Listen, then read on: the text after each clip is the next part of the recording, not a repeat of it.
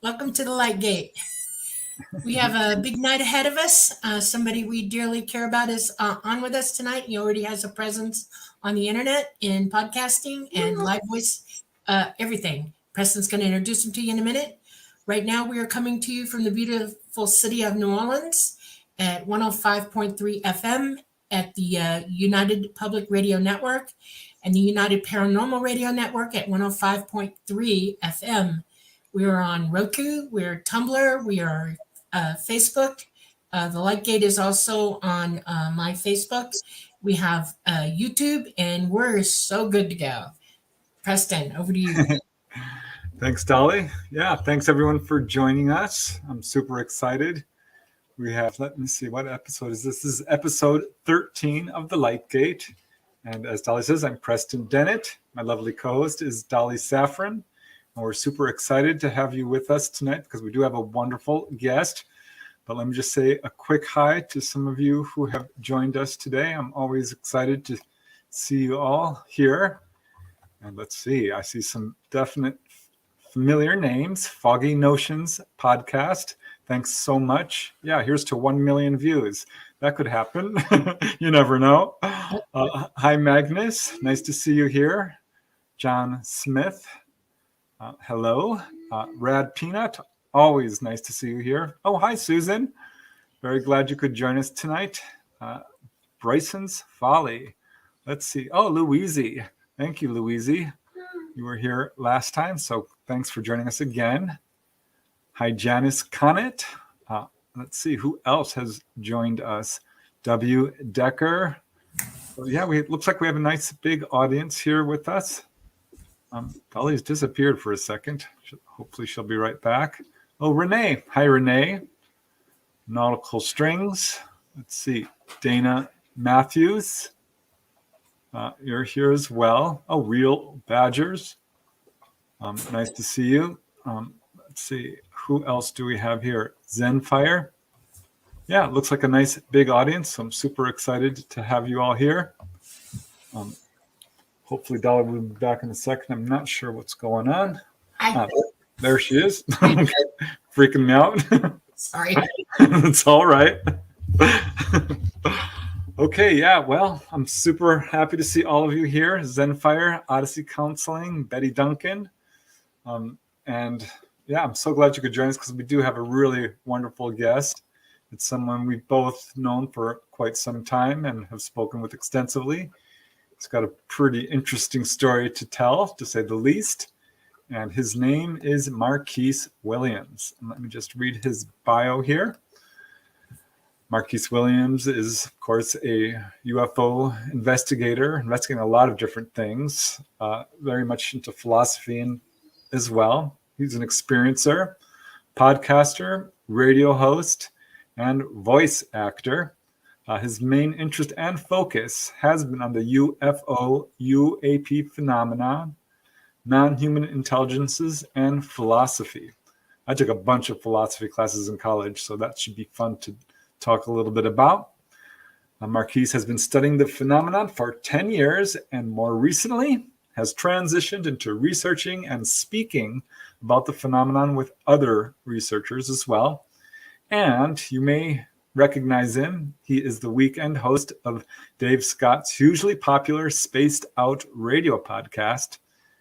And Marquise is connecting with a lot of other researchers and experiencers. He has a lifetime of extraordinary UFO and alien experiences. He's been a guest on many podcasts, and in fact was a recent panelist at Contact in the Desert. So his story is truly supernatural, and to this day, Marquise strives to figure out what ET wants with him. As he writes, and I quote, "I believe that humanity is experiencing true contact from this non-human intelligence, and through that contact, there seems to be a message. Through this work, I hope to discover and clarify what that message is, alongside others who are searching for the truth. Although the truth may be elusive, it will reveal itself to those who are open-minded with an honest intention to know it." I could not agree more. So this is going to be all kinds of fun. Let me just bring you in, Marquise. I know you can hear me in the green room. There you are. Hey, what's up, guys? What's up, guys? It's a pleasure to be here. It's funny hearing your bio read this because you're like, I'm just a guy who talks about aliens on the internet, and then someone reads your bio and you're like, I guess I do have all those things going for me too, but that's not how I see myself. So thank you for making me sound kind of cool. You know? Oh, you are cool. Are you kidding? You are, definitely. I'm excited about it. One of the things I want to announce this tonight, just so everybody knows. Symmetry hasn't been put on audiobooks yet, and I've been searching and looking for somebody to read for the book.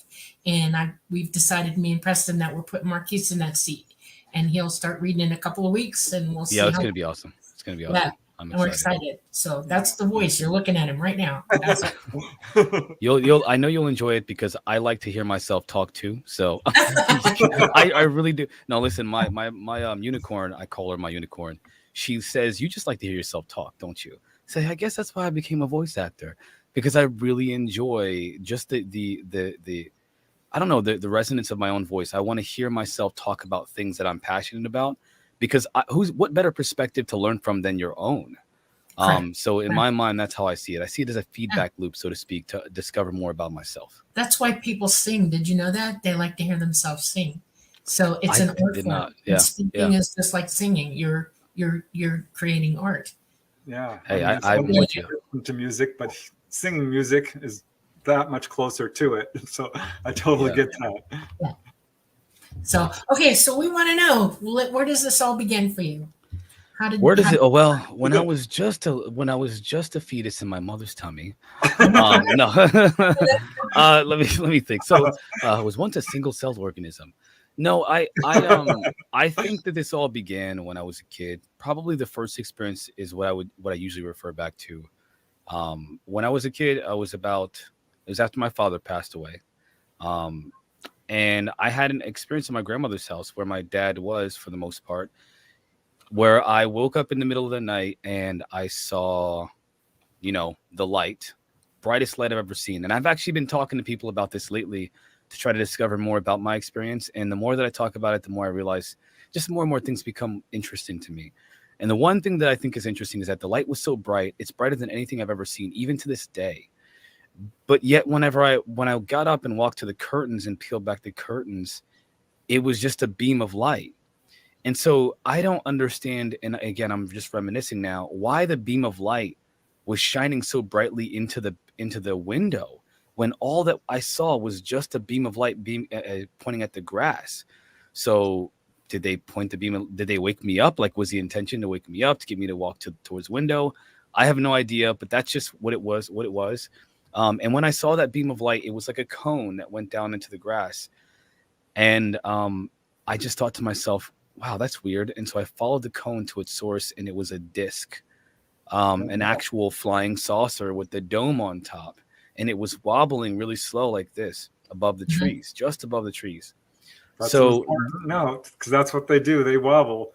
Yeah. One of the things I look for to really determine if someone's actually seen a UFO, because they have a tendency to sort of waver a little bit. They bob and weave. Yeah. You know how a boat is on the ocean and it's in the water? Yeah. It's riding magnetic lines, magnetic fields.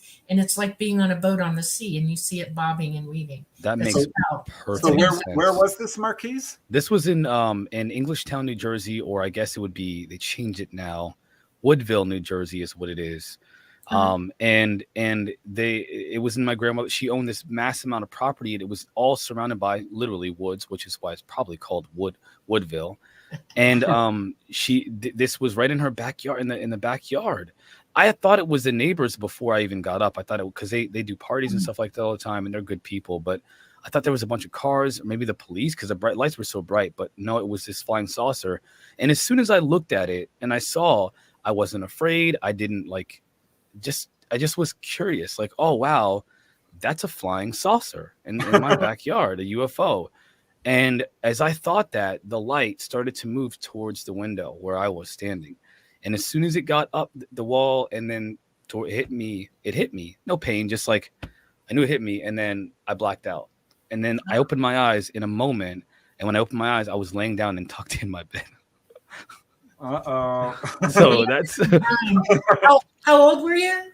I was anywhere, when I think back, I was anywhere between 11 and 13 years old. That's the range that I keep going by, because the dates are very difficult. When you're looking back at your memories, I'm thinking it was after my father passed, but that's around anywhere between 11 and 13 years old was when I was in New Jersey. So I'm still confused about the exact time, but anywhere from 11 to 13 years old is when I had that experience.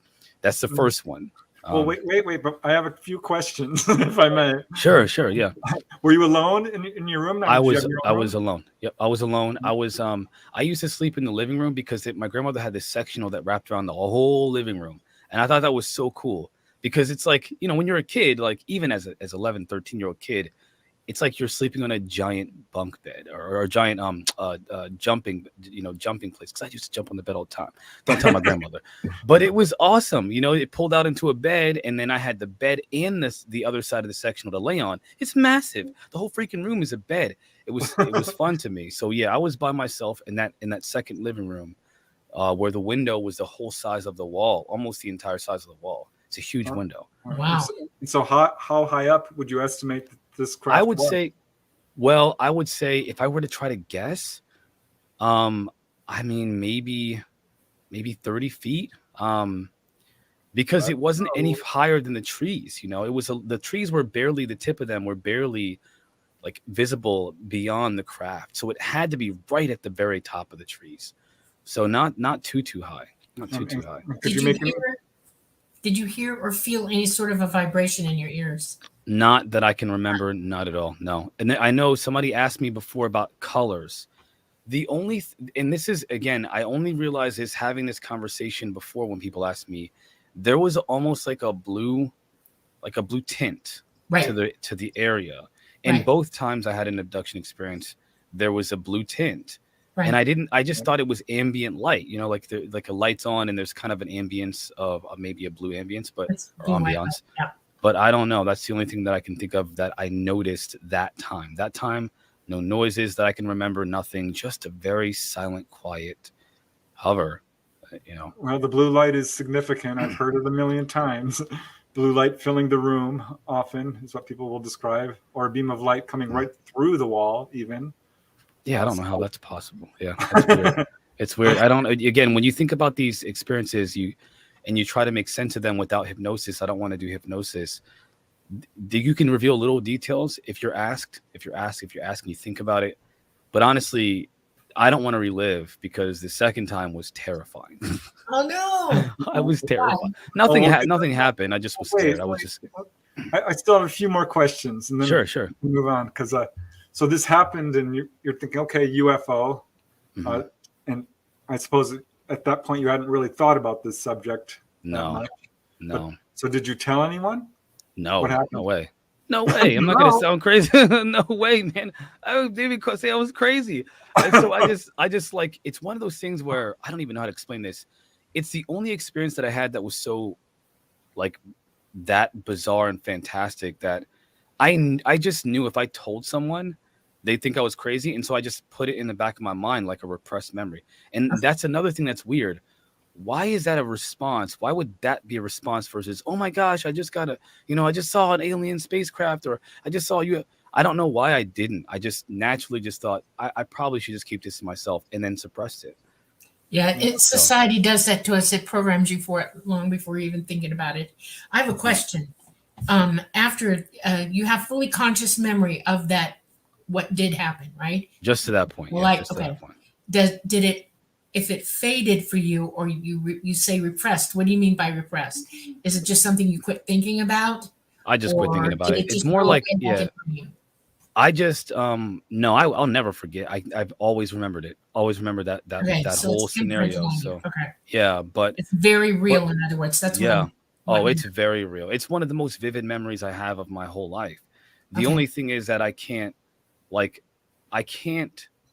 I always felt like I just shouldn't talk about it. I know this is going to sound also weird. It's almost like I had this intuitive knowing that this is just for me to know and no one else to know. This is just my experience. I don't know. I hear that a lot too. The craft itself, what did it look like? Any markings Gray, on yeah. it? So it was great. This is a good question too. And nobody's asked me what does a craft look like other than the shape of it. It had a gray color, but like a whitish gray tint to it. And it was rugged. It wasn't like a beautiful polished craft. It was kind of rugged, so to speak. Like you could see that. Or something? I don't know how else to explain it. So like it wasn't perfect metal. Let's put it that way. But you could tell it was a metallic kind of craft. So like a silver, white, gray, or something like that. The whole thing was uniform. I didn't see any variation of color whatsoever. But it wasn't like a perfectly polished craft. So that's the only thing, like a dulled metal. Sometimes when they're coming in, the dulled is interesting to me because sometimes when they're coming in, they're in phase. And if they brought a light down to you, that means they were in phase. Okay. They're interdimensional at that point. They haven't fully jumped in with you. And you can see them through like a veil of something on it. And people describe it as a color, or like you're saying, like it looks rugged. It's like you're not actually seeing the exact surface of it. Like, yeah. Is that I don't know about a haze, but like almost like it didn't, like I didn't want to focus. I didn't care to focus on the craft. Okay. I cared to focus on the light. My whole attention was on that light. Okay. And because that's another thing. Why did I mention this all the time. Why would you look at the source of a light, like the where the beam was shooting at? Why did I look there first? It's because it's compelling. All light is compelling. And if it's a really bright light and if it has blue in it, it automatically draws your attention. If you study up on psychology and what grabs our attention as humans, what'll alert you to things, bright lights, blue, white lights, those are the first two that'll get your attention. I hear that all the time. People describe UFO lights, and it entrances you. This is why I think we use blinking lights on police cars and paramedics and stuff, because you will notice it. Yeah, I don't know. It was very consuming. Hypnotherapy was really young. Doctors would use a pin light that was very bright, and they would make you watch the light. I think that would be bad. I think that if I were to, for me, I feel like I have this feeling, I guess you can say, that I wouldn't be able to handle what happened. Okay. That's kind of the feeling that I get. Like not that I would have a psychological breakdown, but that the experience the memory of whatever that was for me would be so terrifying. I wouldn't be able to mentally and emotionally handle it in the moment. And it would because even to this day, I don't have it as much anymore because I've been doing a lot of work on myself mentally and emotionally trying to, but I used to, for the longest time, and even again, up to this day, I do stay up at night sometimes because I'm afraid that I'll see them again because I've seen them before. I've seen them. At least one. All right. Well, I still have a couple of more questions. Okay. Sure. Yeah. How long did that whole experience last when you were seeing this? Maybe a few minutes, because maybe not even a few minutes, like maybe like a minute or two. It was just it did feel slow, at least in terms of me. Like, again, why did I like walk over and like slowly peel the curtains aside and casually just look at the light? It maybe a couple of minutes at most. And then as soon as it light, slowly moved towards me and it hit me, I just blacked out. I don't know. And when I got up, by the way, it was daylight. The sun was just coming up. So there was a lot of missing time. It was pitch black dark outside. It was nighttime. And then when I opened my eyes in that moment, just a blink of an eye, it's daytime. It was daytime. How did you physically feel in the morning? I didn't feel like anything. I just normal, like I would normally feel. Okay. Nothing special, nothing, nothing enhanced or anything. Just a regular, day to me.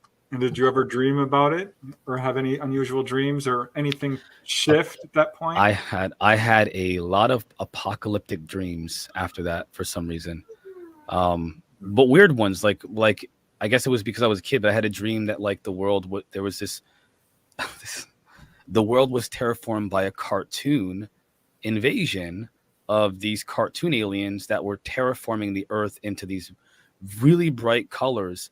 And if you think about like Candyland, that was essential. There was like candy lava everywhere, and people would try to avoid touching this whatever this was because it would change them into this is ridiculous.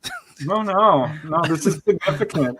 it's just a dream, it's just a dream. But like I had dreams like that, like the world was ending, there would be like lights falling from the sky, and then I knew the world was ending, or like there'd be UFOs in the sky, just watching. They were just watching the world fall apart almost.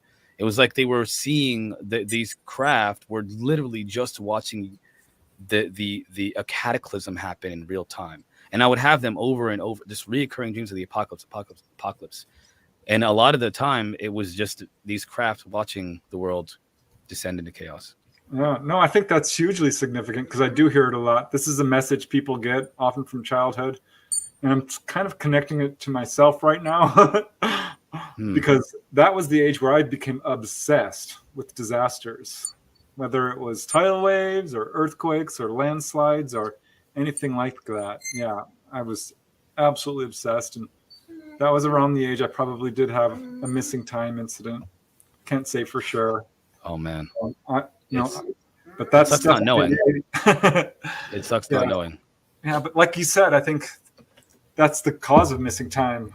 If we're not ready to process it, this is not supposed to be a part of our life, and we're just supposed to carry on and do whatever we're supposed to do. It's not going to come into our awareness until we're ready. I don't know when I'll be ready, but I'm working on it. I'm working on it, guys. I swear. Well, I still have a missing time incident from 1992. That. What happened? If you don't mind me asking, what happened with yours? Yeah, well, I was driving along. Let's see, 1992. That would make me 65, 75, about 27 years old. Yeah, and was just driving on my way home. I was neck deep in UFOs at the time in terms of studying them. Yeah. But this little ball of light came down, dropped in front of my car, right in front of the windshield, darted back and forth a few times, and off it went. And that's all. I completely forgot about it. Like you said, I mean, this wasn't something I even shelved. I did not remember it until a couple of months. And then I did remember seeing that, but I don't remember driving home. I should have turned around. Wow. My brother and sister-in-law were like 3 minutes away. I would have gone, oh my God, I saw a UFO. You're not going to believe it. Nope. So I don't know what happened. Well, I suspect I was taken on board. I suspect you were too. I think so. I think we both were. I think also there were more accounts that I don't remember at all. I'm almost certain there were a lot more. That's very likely. Yeah. If you're being contacted that young, you're a regular. So. Yeah. Regular. All right. I wish they'd tell me why. That'd be appreciated. That'd be well appreciated. Well, I have my guesses, but yeah, I'd love to hear what happened next. And yeah. Well, that was kind of what started my journey from there. I just kind of, I kind of began as a kid, just like looking into it, dabbling into TV shows and, stuff like that, documentaries. I read a ton of book. I used to live at the library. My family called me. They thought I was just weird because all I would do is just try to figure out what's going on, studying science, studying psychology, studying philosophy, studying the nature of reality, a little bit of physics. At that age, I didn't understand it, but I did when I got older. There was a lot of things that I wanted to know, what is the nature of reality now? Because this is like, there's nothing in my reality that tells me that that's also going on.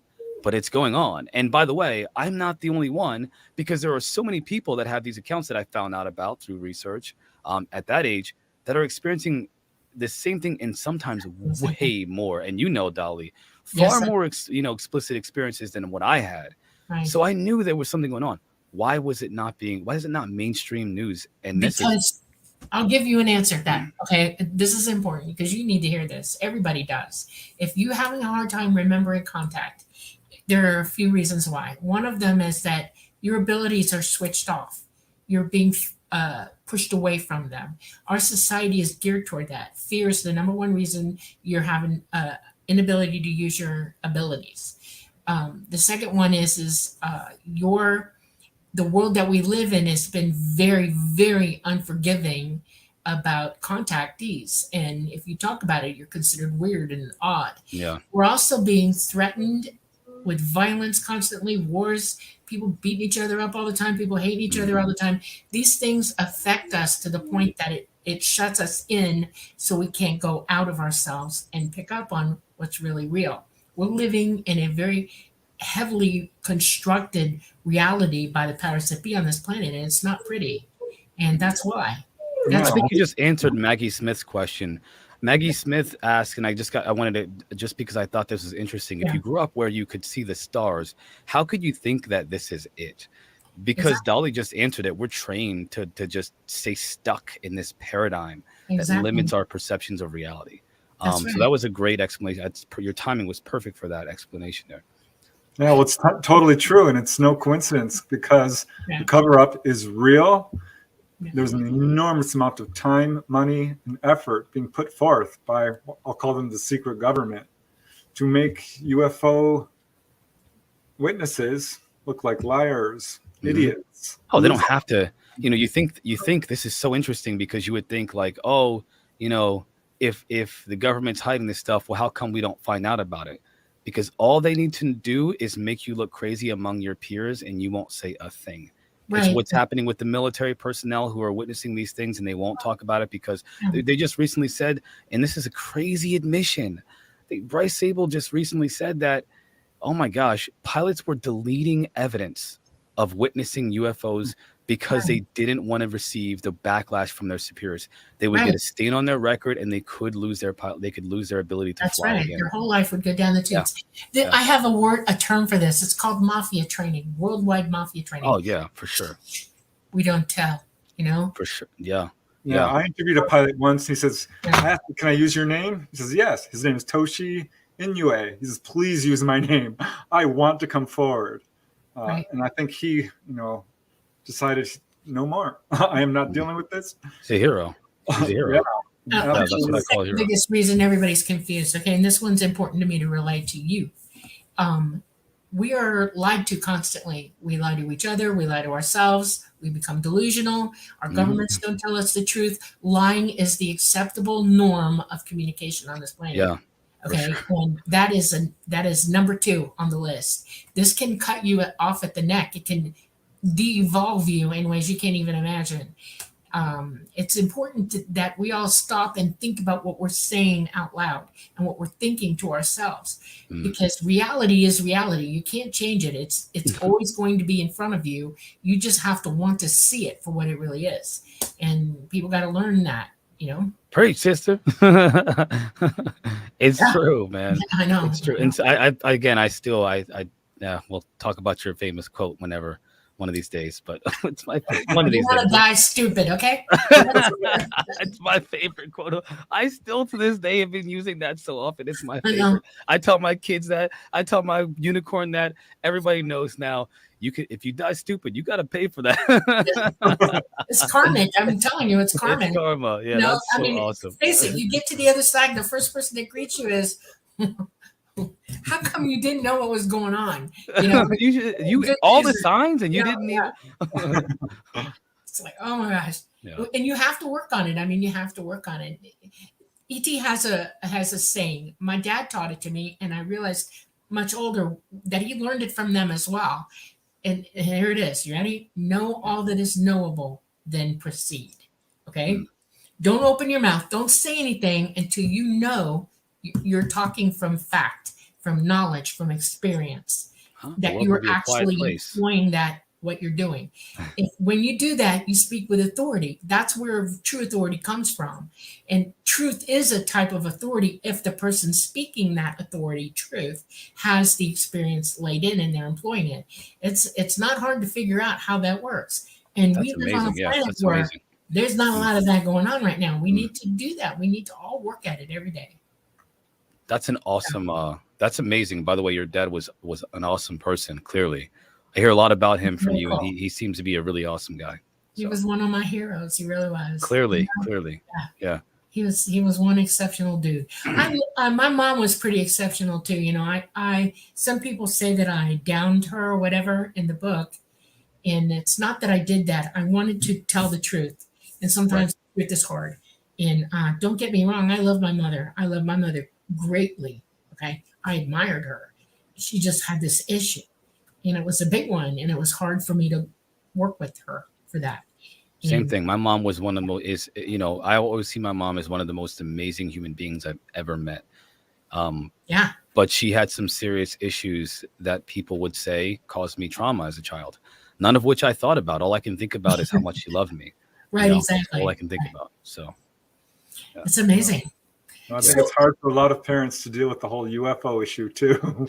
My mom did not judge me at all, and I've talked to her about UFOs, and I never told about my experiences before. But ironically, I never told my mom about my experiences. She's watched me, so she has to know by now.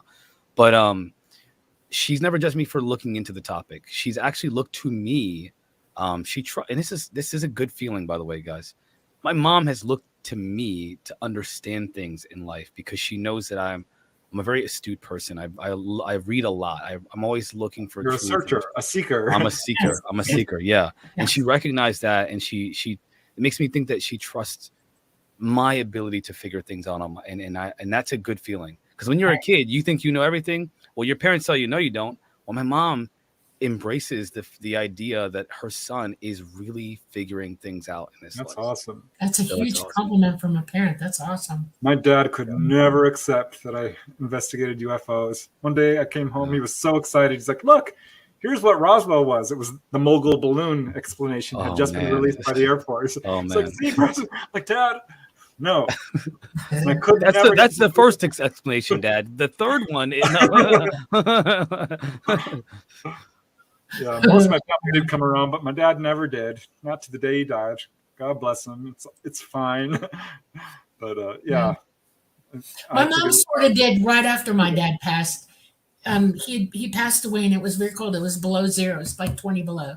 And the third day after he passed away, he told her before he died that he would make it known to her that he was on the other side and that he was going to be with her. And she even asked me, do you really believe all this stuff? And I'm like, yes, Mom, I do. I know it. Right. And we had to let 7 dogs out of the house in 24 degrees below zero that night. And that's cold. We were in a parka. Yeah. We had a couple of blankets wrapped around us. Yeah. We're standing at the back door of the house, pushing them out the door. This light in the back never worked. I bought this house and it never worked. I tried everything, electricians, everybody. It was just sitting there, a dead dummy light. We were about 5 minutes out the gate waiting for him to come back in, and the light blinked on and off and on and off and on and off. And my mother came unglued. She was, oh my God, it's real. It's real. And I'm like, yeah, that was his signal to her. Okay. She knew it was going to be 3 or something. She just didn't know it would be the light going on and off.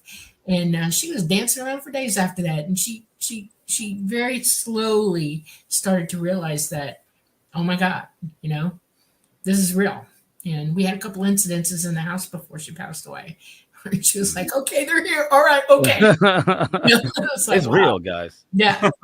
I want to give a shout out to your chat. Your chat is, guys, I want to thank you for opening up about your experiences. Some of you are talking about your experiences in the chat. It takes a lot to do that in public. And I can tell you, at least, I think that especially with Preston and Dolly, that you're safe here to share those things.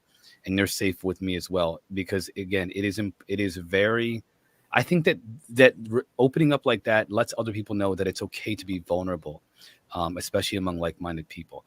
And people will learn from your sharing of your experiences too, by the way.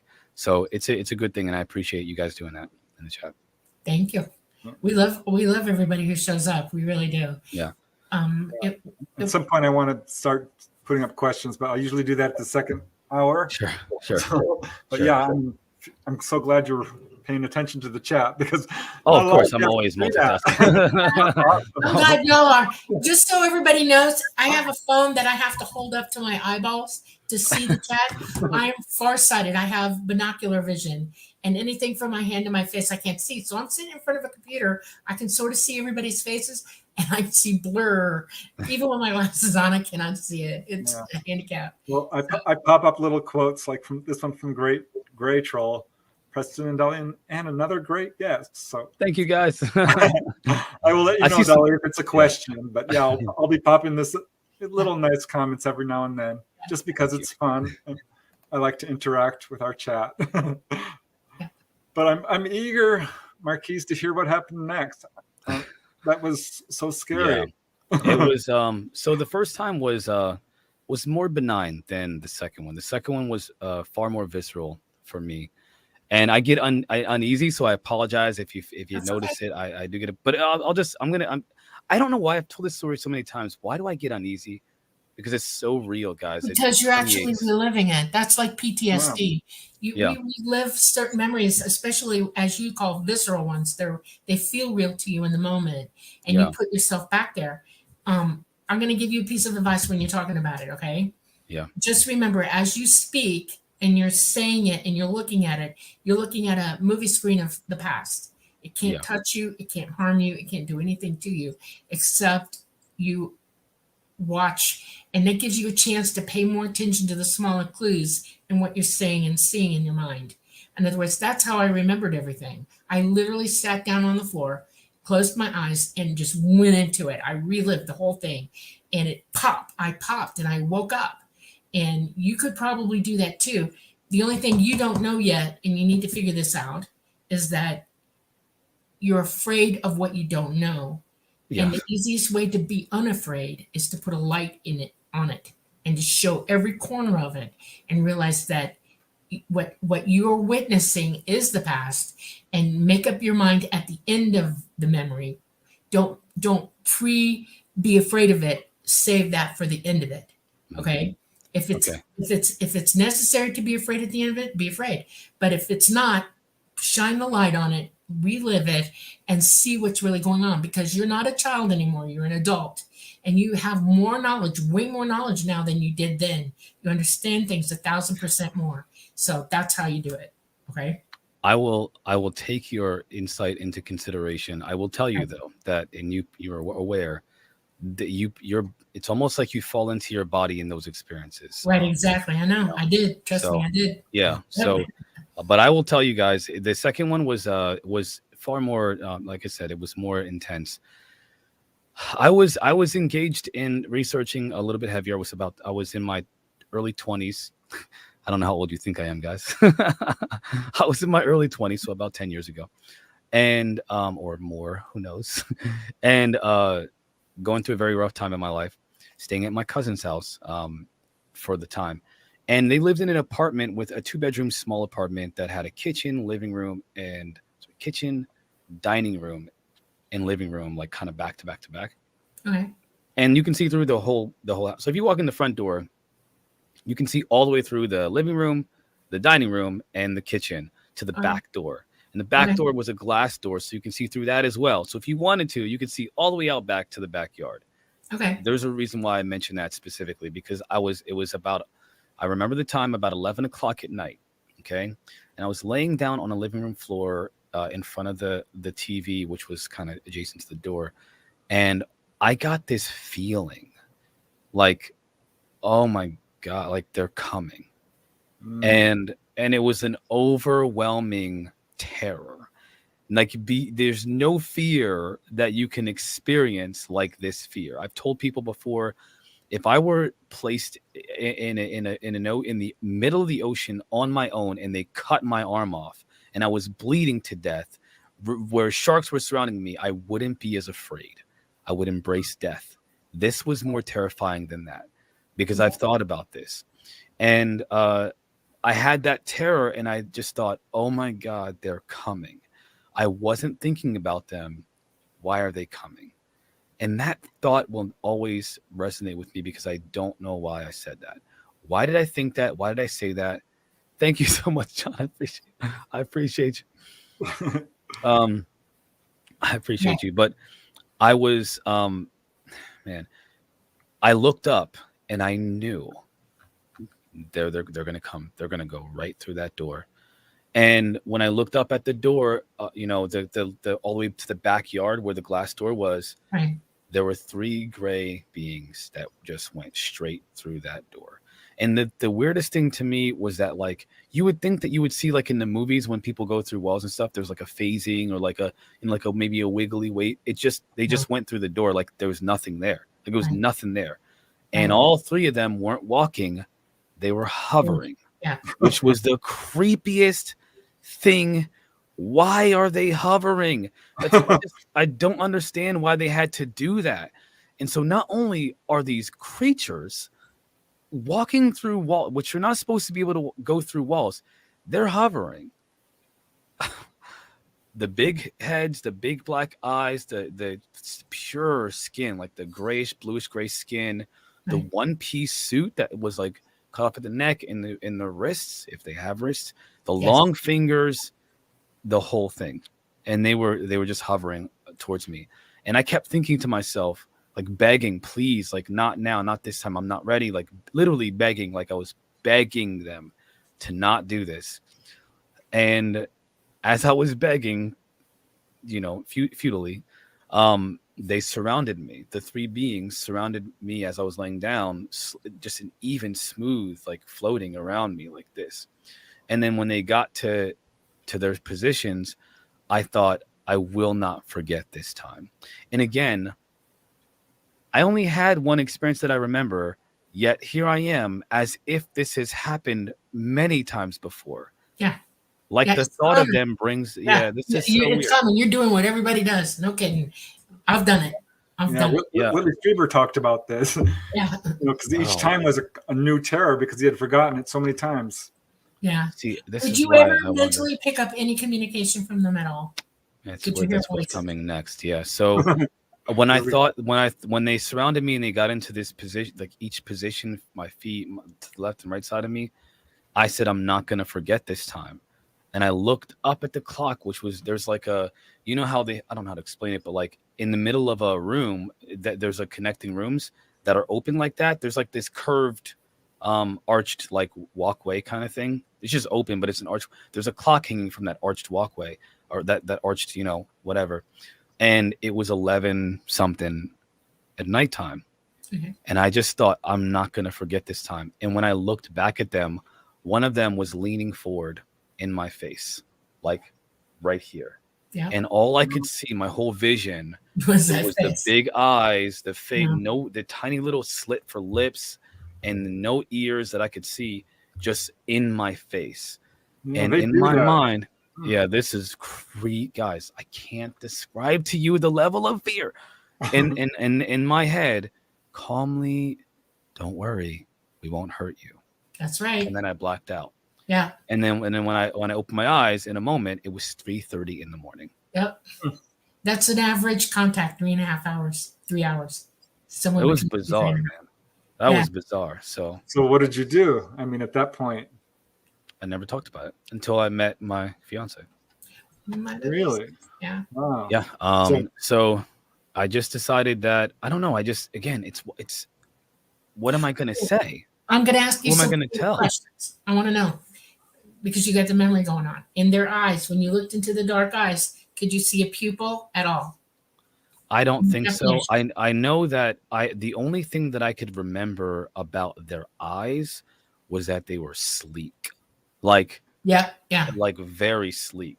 That's the only thing that I could think of. That's a lens, just so you know. They can't operate in our place here because any light in the room blinds them. I have the same problem. They're photophobic. They can't handle any light coming at them. Yeah, I have the same and issue. so they wear dark lenses, especially during the day, and especially on craft because there's lights everywhere. Okay. Yeah, I prefer being in dimly lit rooms, which is why my office is like this. I totally understand. This is another question I asked contactees. Do you have light sensitivity? Very much so. Yeah, you're ticking the box, just so you know. It's terrible. I didn't. This is okay. So this is interesting. So analyze me, guy. I mean, by all means, like I'm an open book here, man. I'm open to any questions you guys have that would help me understand, maybe, or even if it's just. Let me ask you a question. Do you I'm talking from knowledge now, okay? And I want to try to help you with something. The reason that they float or they levitate, and that's a word that you use, levitate, is they're beings that can manipulate light and they can manipulate dimensional space as well. And when they're in phase, they don't touch the ground. They're above it. It's like seeing a ghost walking through the room. Okay. They're not in the same dimension with you. They're walking through it. Yeah. That's how they walk through the door. They're not in dimensional space with you. They're in like fourth dimension at that point. And they just walk right on through to you. I wish they would have just walked or like transformed into a person. He wouldn't be able to, he wouldn't live 5 minutes if he came in physically. Not at all. There's no way to describe. Michael Wright asked me, I did have sleep paralysis because I could only move my eyes and my head. Right. I couldn't get up, and my arms were tight to my side, really tight to my side. Yeah, that's So abject perfect fear. Just so you know, it's not sleep paralysis. Sleep paralysis is when you go to sleep, your brain produces a hormone that physically paralyzes your body. You can't even open your eyes. You're gone. Okay. But the type of paralysis that you're describing is from abject I fear. couldn't even think about, guys. Right. I couldn't You even almost think can't about even running breathe. or getting up or nothing Right. like You that. can't breathe. You can't move. No, You're like frozen. Yeah. That's perfect Yeah. fear. And the reason he got up in your face and said, "Don't worry, it's okay," is he knew it. Okay. And he's trying to calm you down. There was no mean to harm you. He just wanted you to be okay. Well, I don't know if it was a boy or like a male or female. It They just was a very always say soft. he, I touch, he there. Yeah, I was just Yeah. to be clear. I wanted to be clear. They're not be really honest here. he's. They're kind of Yeah. that's an AI, Gray. What you meant. No, You're just- Ricardo's question here is one I'm thinking about, because this was, did cause you a lot of fear, and yet they didn't actually do anything to you. So why do you I don't suppose there remember was anything. Yeah. a strong don't fear know. reaction? There are, if I were to give my opinion, this is, when I look at the abduction phenomena, I see a lot of different experiences, but there are some consistents. Like there is a persistence among abductees, and it's usually that there are medical experiments done and things like that are quite painful. I will say that for myself, I don't know if that's what happened to me, or if at any point that I may not remember an abduction experience that happened to me.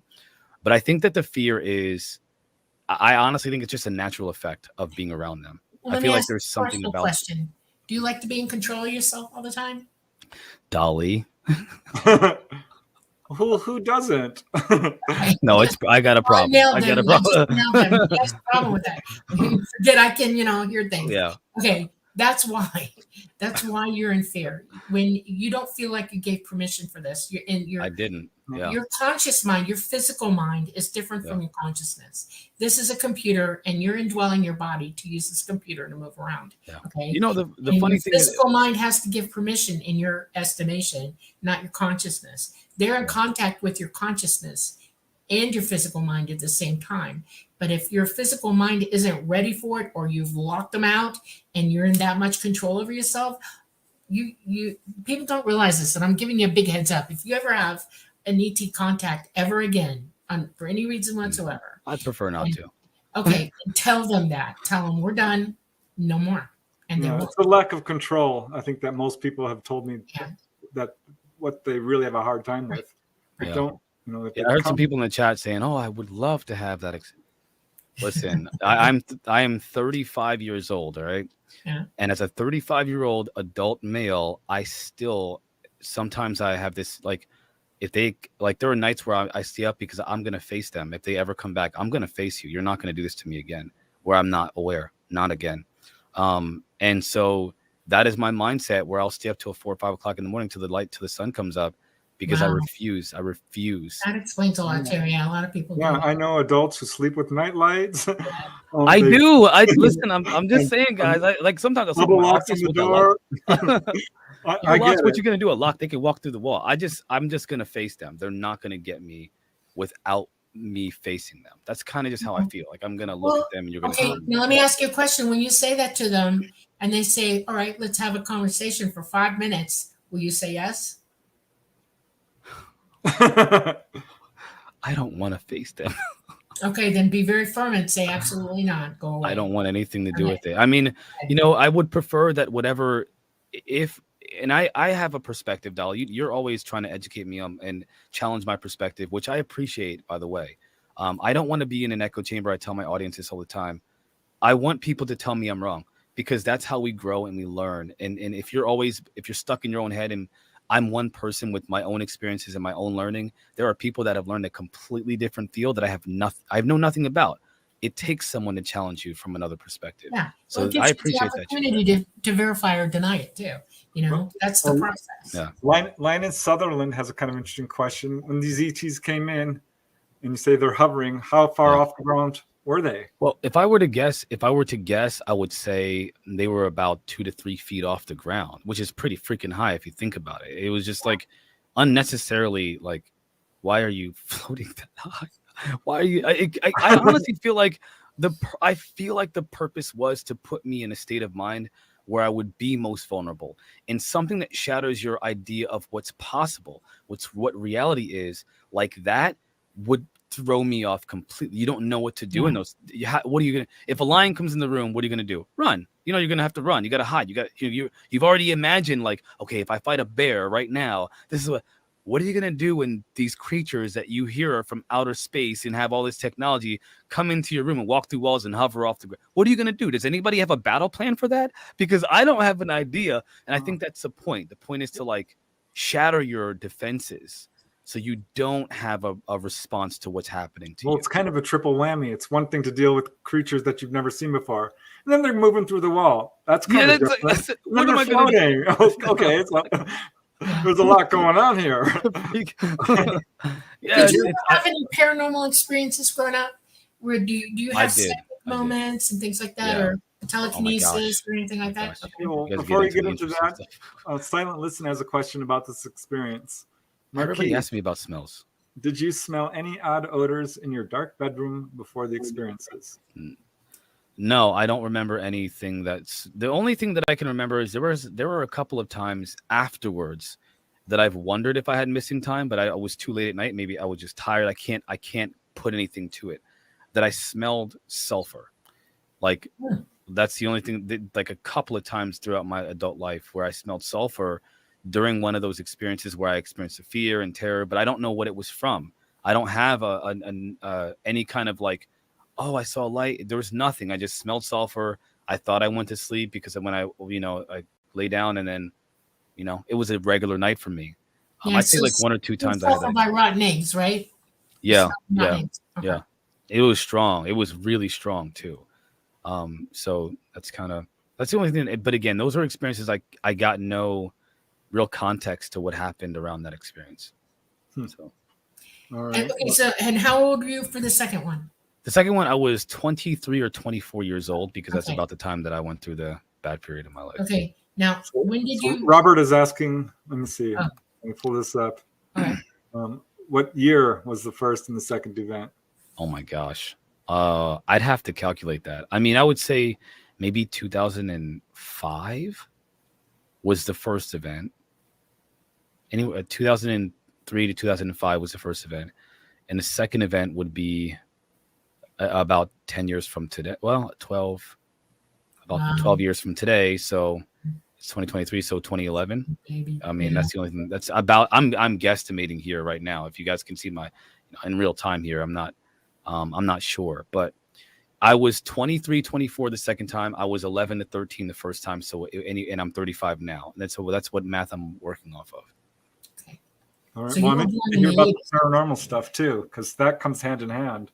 Yeah, the paranormal stuff was is much more difficult because, well, there's a lot of stuff, but the most notable ones that I can tell you about are when I was at my grandmother's house in New Jersey around the time that I had that experience. I called it a demon, but it was a creature that was really tall, really skinny. It had this really sharp teethed grin with these beady little eyes, and its legs were bent backwards. Again, muscular, skinny type creature. I called it my demon.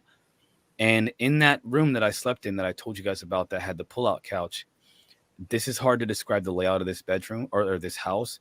But another kind of where the kitchen, the dining room was separated by a hallway, an open hallway that led to the side entrance to the house. And then after that was a dining room, and then the kitchen, and then another living room. And they were all open. It's all open space. But to the left of that, if I were to look down the way, were several openings to another hallway that led to all the bedrooms in the house. Okay. This creature would wrap its fingers around each walkway. Like it would wrap its fingers around the walkway and peer its head with this grin that would just slowly creep over. And it never hurt me, but it would always just peer with its long fingers with fingernails that were really sharp. It would just smile and then grin and look at me with these beady eyes every time I went to the bathroom for weeks. And I would try to hurry up, and it was really creepy. And I would try to run to beat it from one side because it would be at the far end of where the kitchen was. So I would try to run and beat it. And I don't know how to, this thing was fast. Okay. Yeah. It would just dart. Like it would be there and then it would be all the way up. No noise. No, just boom, be at the other side. And it would slowly creep around and smile like, no matter where you go, I'm right here. Almost like it? Say, get out of here, I'm gonna beat you up or something? Or are you kidding me? I was very young. I was terrified. Now, you would think that this would, okay, just a kid that was afraid. Guys. It had your number, apparently. Well, let me tell you why this was more troubling than you can imagine. Because a few years ago, I told my daughters about this experience. Ooh, they've seen it. And they would worse. So they would tell me, I guess this isn't worse because they didn't see it. They would say, "Oh, you know, Daddy, tell us about your demon again." And okay, we're not talking about it. It's just I was a kid or whatever. One day, I described this thing to my daughters before. Mm-hmm. One day, my daughter comes and yells, "Daddy, Daddy, I found your demon," and I swallowed my heart because I thought, "Oh my gosh, I brought this thing into my children's life." And my oldest daughter was like, "Daddy, I found your demon," and she comes in the room, and she's like, "Look." And she shows me on her phone a YouTube video where somebody depicted my demon. Okay. The fast creature, the legs bent backwards, a tall figure, the beady eyes, the big grin with the sharp teeth. Everything that I described to her was in a YouTube video decades later. Yeah. Why? I don't even know what do you do with that kind of information, right? Because like now it's more real than it ever could be. Somebody out there saw the same thing. And so, you know, we live in dimensional space, right? In other words, where we live is 12 dimensions. Right now, where you're sitting, and I'm sitting in Preston, there are 12 dimensions all on top of one another. We're in the same space, but dimed out dimensionally. It's like there's a doorway or a veil between each dimension. We cannot see into the next dimensions, but the ones higher than us can see back at us. A lot of people describe having guardian angels, and it's literally beings who are living in dimensional space with you, who watch you your whole life and pay attention to you. And they interact with you sometimes when they think you're in trouble, and they will try to help you if they can. I used to reject that idea. And then I came across someone who I trusted, who was this, and I'm a guys, listen, I know we're talking about these weird experiences, but like, I'm a pretty grounded individual when it comes to my perspective of reality. Not so much anymore, but because I see that it's much more weird than you think it is. So when it took a lot to angels or what? Come on, like get out of it. What are you talking? This is just wishy-washy. Then I talked to somebody who provided me with very compelling information, right? And undeniably, there's an entire other realm that exists right here. Right. We just don't see it. We're right next to one another. Now let me make the case for you. The reason you see it is because you are psychic. You're more open than you were when you were younger. You're having experiences, and you're actually able to see it. And it probably grins at you because you see it. Okay, it's like it didn't hurt me either. It didn't hurt me, by the way. Of course not. They won't. They can't. They physically cannot harm you at all. Well, this is something all contactees go through, because once you're a contactee, it opens your psychic abilities, and you start seeing shadow people, having out of body experiences, precognition, mediumship. That's another thing. I don't know if people can talk again, guys. I just want you to hear me out here, okay? I was in the corporate world. I was a multi-unit manager. I was in business. I was a salesperson. I was the guy that had it all under control. Dolly, you probably can see it before I ever said anything. And so, because Dolly, she pegged me from the first conversation, and it's bizarre when somebody does that because it's almost like they have insight into you and you never told them. So I was that guy. Like, for me to look into these kinds of phenomena, I rejected cryptids, I rejected Bigfoot, I rejected if there are aliens, what does it matter? I got things to do. Right. Like that's what I thought. Even with my experiences, I thought that. Right. But again, I have a feeling that we're all going to be exposed to these phenomena in the very near future, and I think people are going. That's the ontological shock that's being talked about by government officials, and I think you need to pay attention to what's going on right now by by people far more credible than myself, far more educated and intelligent than myself. And again, I believe you should probably be looking into that stuff. Right. Yeah.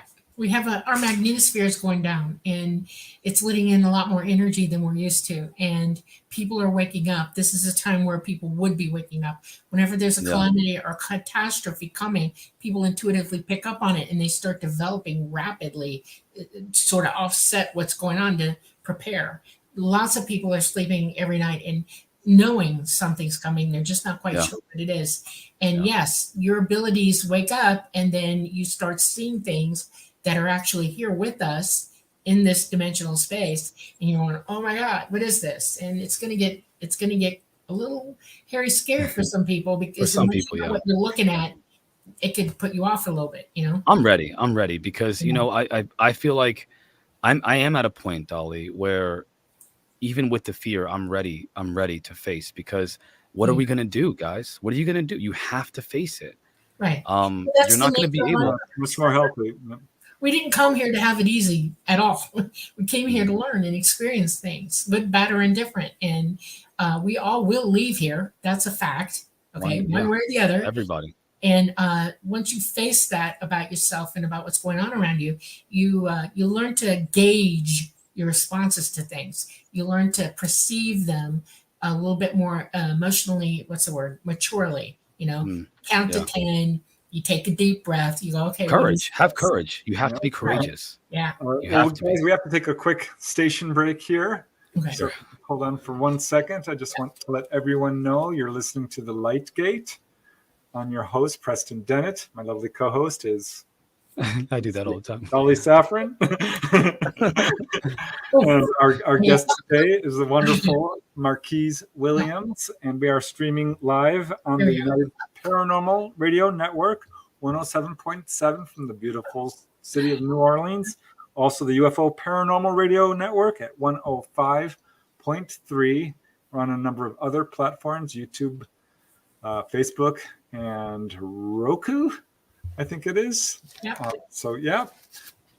And this is episode number 13. And I know you guys have some questions, and we're trying to get to them as we go. But yeah, Marquise has quite a number of stories to share, and I want to hear more about the paranormal stuff. Like, have you had precognition? Because, you know, I've had a lot of witnesses tell me, oh yeah, I could feel them coming. And when you said that, I'm like, I bet he's had more precognitive events. I have.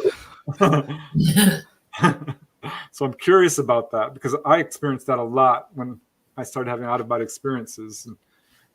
And, I would love to hear some of your precognitive stories. Yeah, I could. Are we going to? Because I can tell them right now. But if you're going to break, by all means. That was the break. Okay. Station ID. Yeah. Yeah. So there are a couple of, and just I want people, please, audience, listen, and I just want you to understand.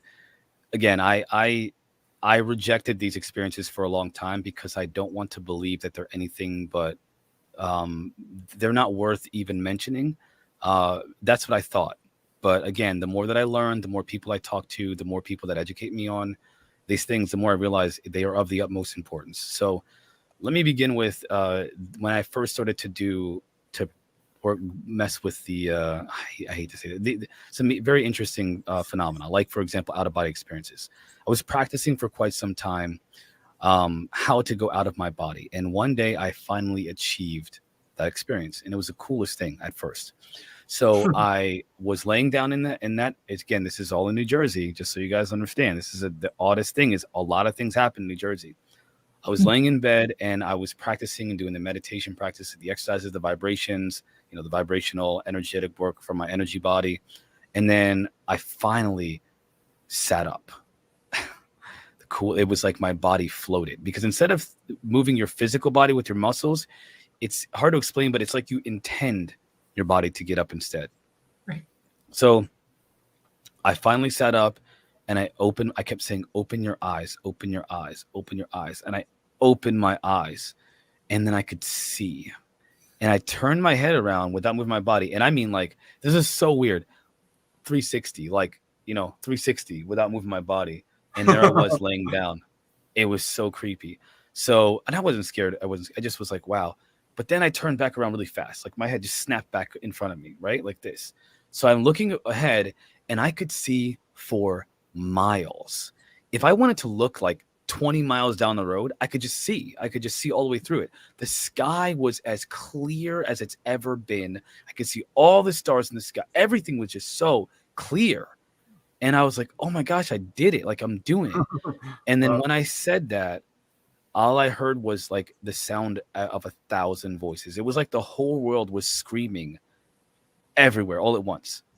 And it freaked me out. So I was like, oh, no. Yeah. Wow. But it didn't end there. Because when I went back to my body, finally, because the screaming was freaking me out, I got my body, my actual body, woke up. And when I looked down at the foot of my bed, there's a hooded shadow figure. And instead of being scared and like I just said, who are you and what are you doing?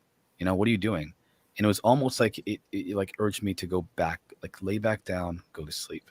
Didn't say anything. It just stood there, just staring at me. Hooded shadow figure. And then I just laid down and went to sleep. And then when I got up, I heard an ambulance. We're in the middle of the woods, guys. Where the heck does this ambulance? You got to understand. We're in the middle of nowhere. It's like a 20-minute drive to civilization or houses. Right. We hear an ambulance coming from the most desolate part of the road. Like there's 5 different directions. The most desolate part, an ambulance is coming from that direction. I get up for some strange reason. And I go in the kitchen. My grandfather's in the kitchen. My grandmother gets up. She comes to the kitchen. My cousin gets up. She comes to the kitchen, and my uncle comes into the house and comes in the kitchen, and we're all standing there, not saying a word, just staring in different directions, just staring. And then all of a sudden, the ambulance passes, and then we all just like do our own thing. My uncle makes a sandwich. My grandfather gets a drink. I go back to bed. My cousin goes back to bed. My grandmother goes back to bed. The next morning, I told my cousin, man. This is when I was a kid, so I was living with my grandmother. I said, I saw a shadow a hooded shadow at the foot of my bed. And she casually says, Grandma saw a light, an angel floating above her bed last night. It's like, no way, you're lying. My grandmother gets up and she said she woke up and there was an angel, a light being hovering above her head. My grandmother is a Christian woman, okay? We're talking church every Sunday. God loves, she's a Christian woman. Right. She said she saw an angel, whatever, light, whatever that was. And I saw a shadow, but like, it just was such a weird experience. You all have a lot going on. Yeah. Well, you how do I put it? You amp things up every time you practice being psychic or doing out of body, anything that's, psychic, you using your consciousness at all.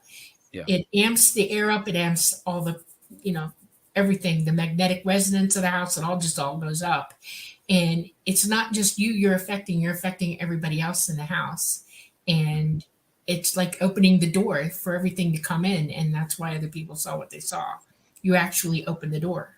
I wish I could get sometimes I wish I could just get my family, my family in Jersey to get together and talk about that night.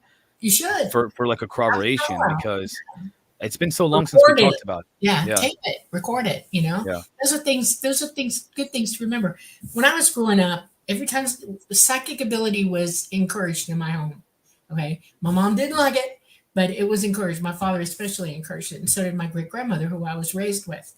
And when something happened, we would all sit down and talk it through. What did you see? What happened? What are we doing? And then we would practice talking to one another psychically. My mom could call my dad before he was miles and miles and miles away, and she'd tell him, "Don't forget this." And he'd come home and say, "Look, I remembered for you." Things like that. Just weird things. We practiced communicating psychically with one another. It was an encouraging thing. And I wish more people would think to even try it, because you've got young kids in your house, right? Yeah. They're psychic little beings right now. You haven't discouraged them, right? No, I teach them techniques to try to be more practice intuitive. with them. I love the psychic stuff. Yeah. Okay. Everybody. I want to pop up another question. This one is a good one. This is from Robert Allen Yaffe. And I like this question because this is a pattern I've noticed. I interviewed a guy who had a major UFO encounter. I said, anything going on that was major before that? And he's like, I was having this huge breakup with my girlfriend.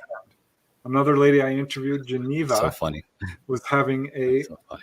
real low point in her life That's when so funny. she went out and had this major These are the encounter. moments that make me feel like this is more. It makes everything more real for me because like Yeah. So Robert Allen, Yeah. Yaffe's question is: did you have significant events preceding these encounters?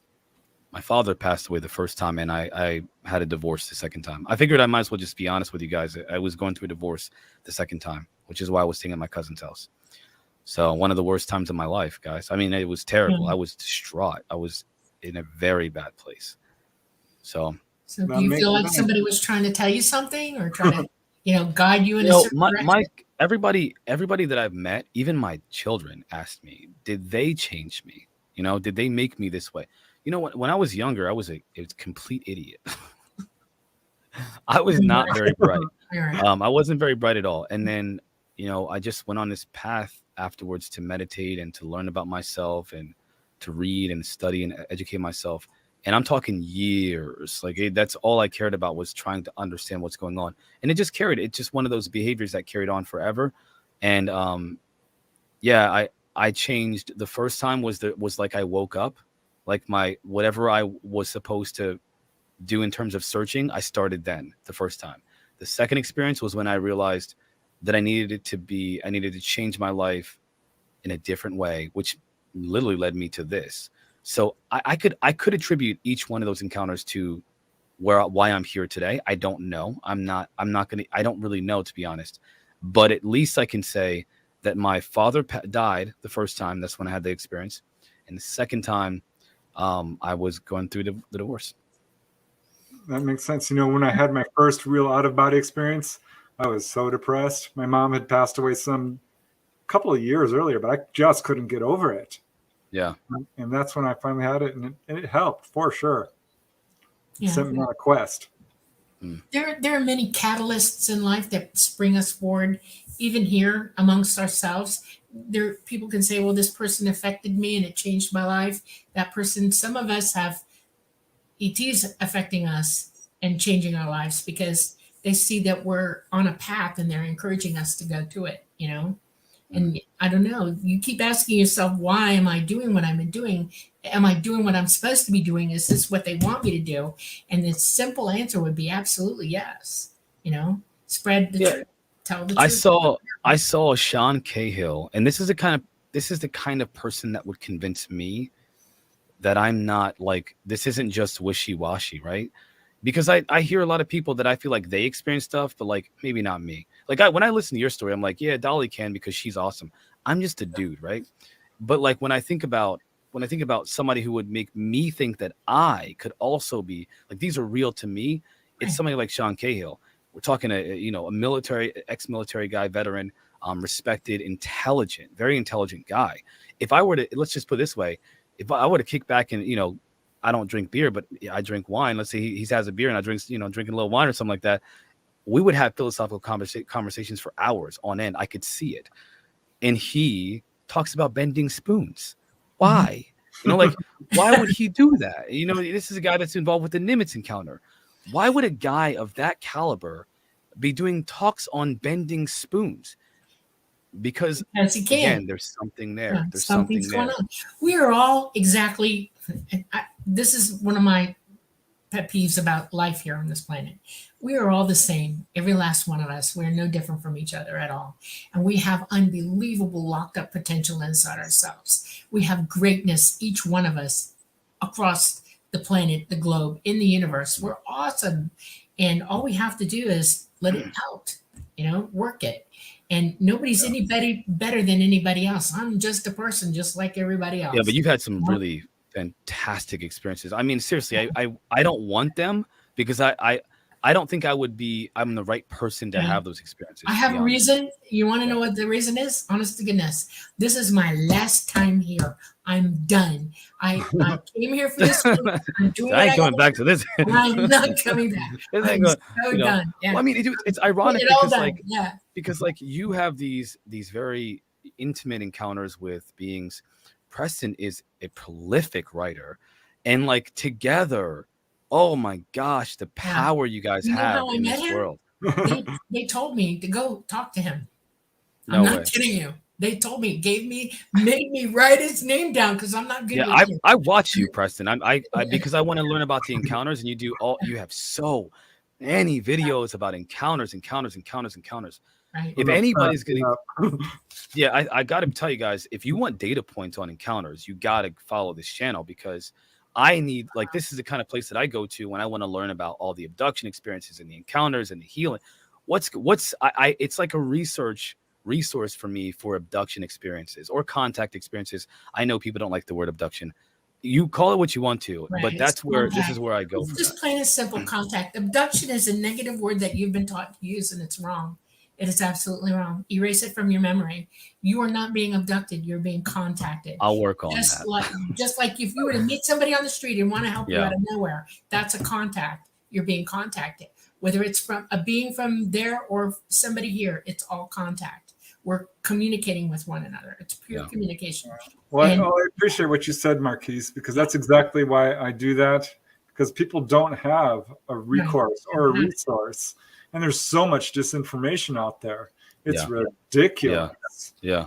So I really, It's important, man. I think what you're doing is really, the first time I was just so, I appreciate that you even gave me the time of day.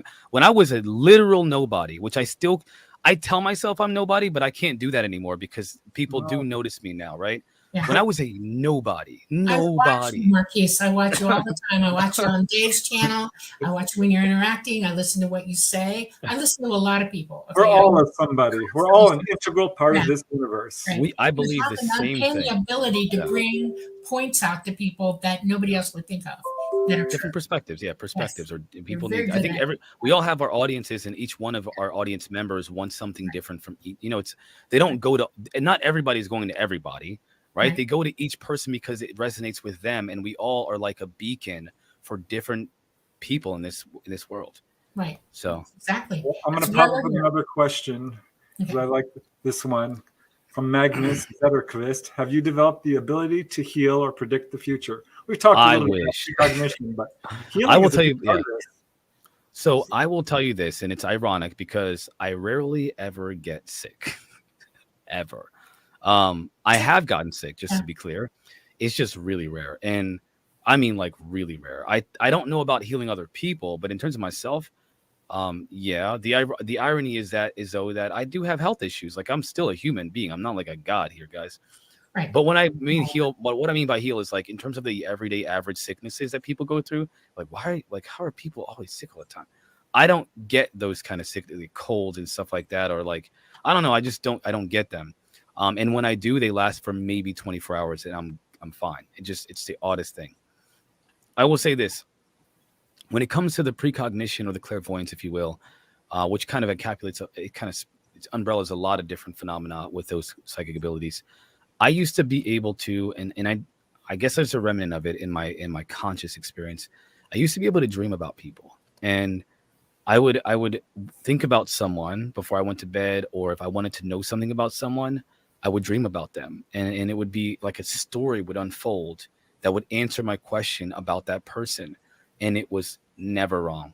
It just turned out, and I would try to tell people about certain things, and especially at first, it was like, oh, I got to tell them, and they would be so angry because, first of all, I'm not supposed to know that stuff, and secondly, who am I to tell them about themselves?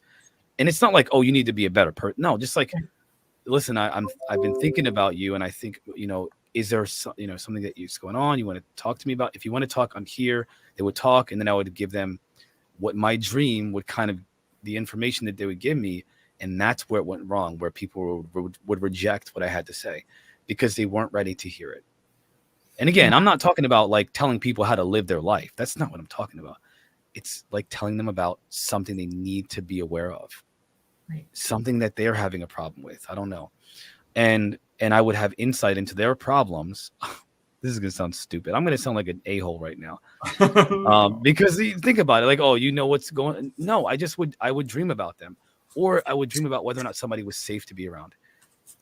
And tapping. That's what they call, ET calls tapping. You're on the surface. You're going in the surface of who they are. You're visiting them. and you're feeling what's going on with them, and you're tapping them, and Yeah. their consciousness is telling you what's going on, and then you go back with the information.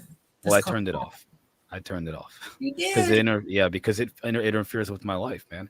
I mean, you can't, like, you go through your life, you have these experiences, and then you have to live life too. You have to live the Yes. civilian, the Sure. everyday life. Why it was such an, it would interfere with my relationships to the point where it would ruin them. And so I needed them to stop. I needed them to stop so I can just be normal, so that I can have a life and fit in and not be so odd, for one. Because I was a bit odd because I looked deeper into things and people ask questions. I didn't like small talk. I like to get really deep into conversations with people. Yes. That's hard at parties, isn't it? It's hard at parties. So I know let me that think about feeling. me. The funny thing is, I had to learn how to be a regular person. Now it's like people say, "Oh man, you're so easy to talk to. I love being around you. You're so much fun." It's like, that's not who I really am. Who I really am is the guy that gets you to tell me about your whole life Right. problems and your experiences, and who are you? What do you think you are? What do you think about the universe? What do you think about God? Like, do you believe in life? That's the kind, and I don't mean those exact questions, but those are the kinds of directions that my conversations go in naturally. And That so contact you Dude, just, I love that's number one. I grew up with the same problem. I had a really hard time with friends and being in public and stuff. Because but people don't like that. People don't like that because it's the same reason why I turned it off, or the same reasons why people didn't like it, because they have to live their life, and these questions divert them from living their normal, civilian life. I should say, I'll tell you where I learned it from. I learned it from ET. My contact with them, being with them all the time, taught me to think that way. Literally taught me to think that way from a very early age. So, I don't have conscious recollection, so I don't know how I got that. I don't know what's going on with that. Well, that brings up this question from Jay Yarbrough Music. Marquise, why don't you want to do hypnosis? Because I heard about what happened to Whitley Strieber. I heard about what happened to Terry Lovelace. I heard about what happened to the thousands of abductees throughout the last 100 or so years. And I'm not interested in if those experiences happen to me and recalling them. Well, what if it's something amazing, like they took you to another planet, or they healed you, or I think if it were, I wouldn't be. I think that a part of me knows, because that's entirely possible. Yeah, it is. It is very possible. I think it's unlikely, though, at least for myself, because the nature of the contact phenomena is one of a traumatic aftermath. There's a lot of trauma that's associated with these experiences. Even if they did that study where people said there was like 5,000 people, and most of them said, I don't want to stop them. Whitley Strieber, by the way, said he wouldn't give it up for the world. Right. Let's not get it twisted. Most people want to continue the experiences. I want to give you a correlate. This isn't telling you to think this way. I'm just maybe by way of understanding something. As a nurse, I deal with patients all the time. And I have people that come in there and know nothing about medicine, nothing about medical treatment, and they're injured badly. They're in a lot of pain. They're scared to death. And we have to do things to them to save their lives. And it doesn't matter what we say to them, they're in that state of mind. And short of knocking them out, it's an ongoing saga to get cooperation from them so that we can help them. And I mean, I've been bit, kicked, stabbed, and then afterwards, nurses will try to work with the patient to make them understand. They'll tell them every little detail. They'll explain why we're doing this. Da da da da da. Some people totally reject it, and then some people go, "Oh, I didn't know that," and they become completely calm. They start to not enjoy the experience, but at least they're okay because they know it's going to help them and heal them. Okay. I will not bring negativity. Yeah. I will not bring negativity to your channel. Off the record, we'll talk about that sometime, and I'll explain to you what my position is and why. Because you always challenge me, and that's why I appreciate. Again, Dolly, I we'll talk about that some other time. But I will say that my perspective is painted by different strokes. Okay. Well, this is one of the big controversies and the real sensitive issues, because people do feel a sense of violation. They feel a complete loss of control. This is not something they asked for, at least not consciously, and that's what matters. I mean, there's a lot going on here, and it absolutely does cause trauma. Yeah, I mean, There's I've no doubt about I've it. read John Keel's books, man. I've read John Keel's books. I've read David Jacobs' books. I've read, even if you read Richard Dolan's book, Speculative Analysis on the Alien Agenda, there's a lot more going on than just one thing. And Right. I can say that for myself, I personally prefer to be cognizant of a potential problem with some of these beings. And that's kind of how I feel. I do think that there are some, obviously, that are good and that want to help us, obviously. But I am keenly aware of another, at least group of them that is not here to help us. Not to kill us all and eat our, drink our blood. Just because if they did want to do that, right? We've been here for quite some time, right? Yeah. No, I get a different impression. I think that there is a uniqueness to us, regardless of what people say, that we're not that special. Well, they wouldn't be interacting with us if we weren't. And so there's an issue on this planet that you might not be very well aware of. And we'll talk about that too. I'll give you a heads up to it. It's the people that are on this planet have been working for years to make you believe and say just exactly what you did. And they will use mind control. They will use drugs. They will use anything to turn you if they think you're a contactee. And that might be what your problem is. There's no doubt evil forces on this planet. Yeah. I can tell you what, if ET, I think that there is an intelligence that has the power to walk through walls, control my cognitive environment, manipulate my perceptions, wipe my memory, control, and also give me any kind of experience that it wants to, as well as change my genetics potentially and my biology. And these beings can outperform all of our military equipment, and they don't even do anything. They just show us they're just better, right? They don't have to attack.